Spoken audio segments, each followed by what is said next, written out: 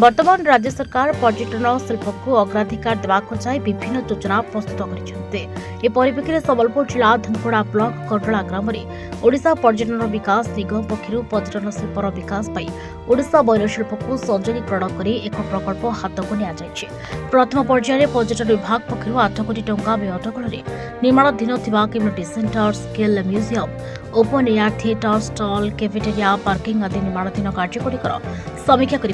उपमुख्यमंत्री प्रभात परिड़ा एक कार्यक्रम में संबलपुर जिलापाल सिद्धेश्वर बुरीराम बुंदर पूर्वतन विधायक तथा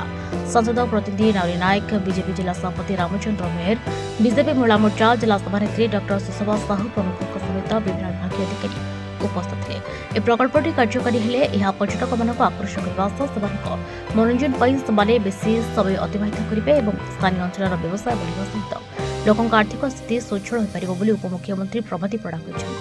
देखो एक्वामे हेरिटेज विलेज रो मान्यता देकरी हमर जो स्पेशलाइज्ड साड़ी बुनाकार माने अच्छी विलेज को आम एक टूरिज्म हब रे कन्वर्ट करवा जो बुनाकार माने बुणुवे कि गाँ को देखापी शह शह लोक आसवे देखा आमपी थिएटर बनुची हॉल बनुची कम्युनिटी हॉल बन ब्यूटिफिकेशन हम वेलनेस हम